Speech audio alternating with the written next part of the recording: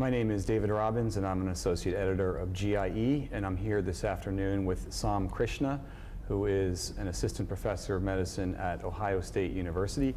And we're going to be talking about his paper entitled "The Safety of Endoscopic Interventions in Patients with Thrombocytopenia." Thanks for joining us this afternoon. Thank you, David. This was a fascinating study. You know, when I was a fellow, I always used to think that it was not safe to do anything in any patient who had a platelet count less than 50,000 or so. So I'm just curious, how did you get the idea to tackle this question?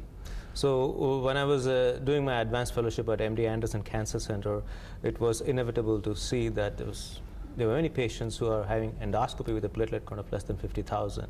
And just anecdotally, none of them had a serious complication.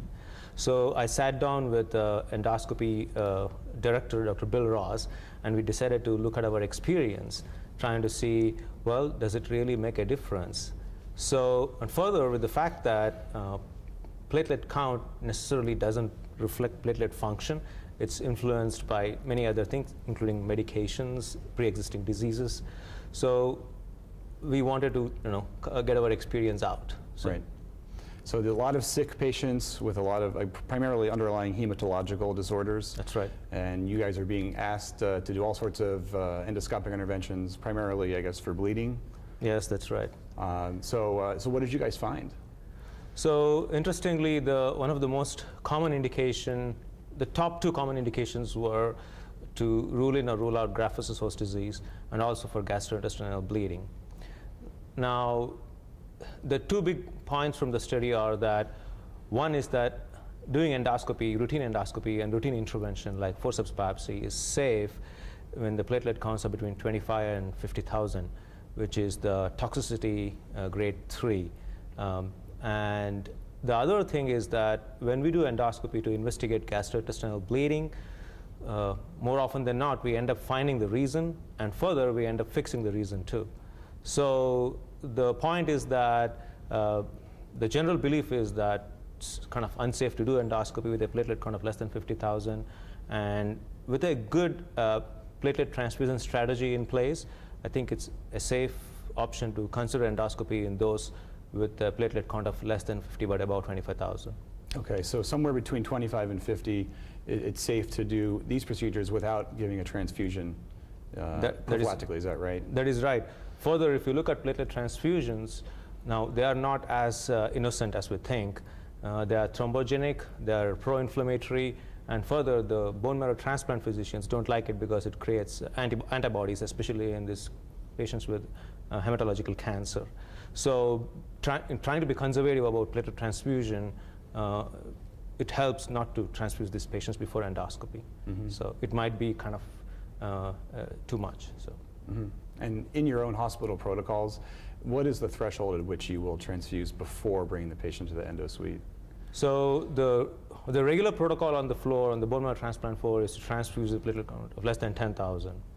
Now, this is a retrospective study, and the transfusion was kind of at the discretion of the physician on the floor and also the GI endoscopist down in endoscopy lab.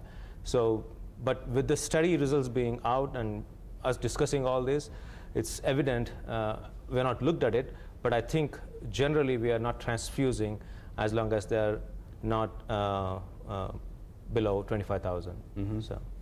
Okay. And did you, I know that you employed some pretty sophisticated statistical analysis.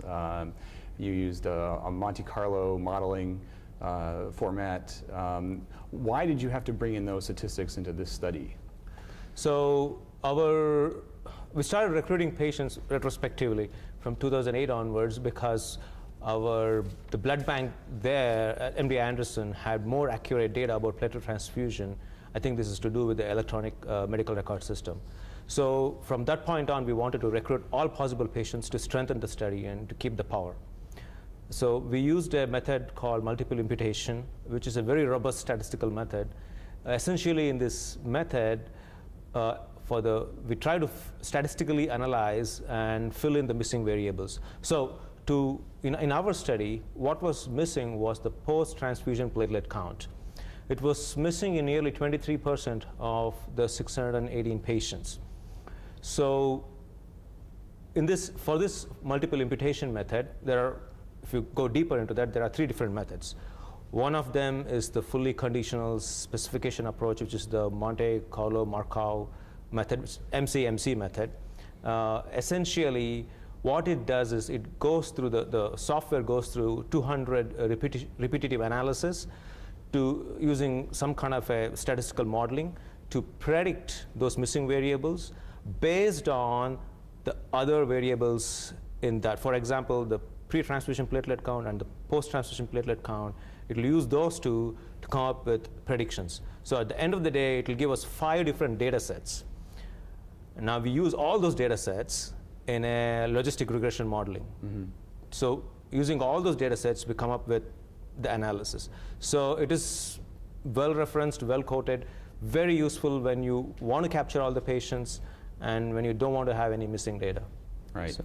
And then you use that data to come up with a transfusion threshold? Or? We used it specifically to come up with those missing post-transfusion platelet counts, specifically just that.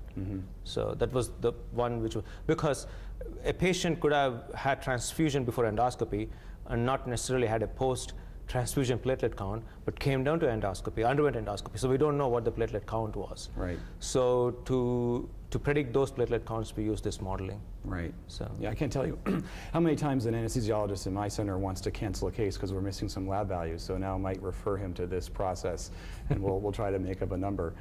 Sure. So what's next? What's your next? You're now at Ohio State, and you've left the cancer center. Are you still working on cancer patients, or have you changed your path? So now that I'm advanced endoscopy, we are looking at more pancreatic cysts and studies about the pancreas. But this was the other arm of the project was to look at safety of endoscopy in neutropenic patients. I see. We might start doing that soon. So. Okay. Well, we'll be looking for your submission Sure. in an upcoming issue then. Sure. Thank you. Great. Okay. Thanks a lot. Thank you. Thanks for joining me.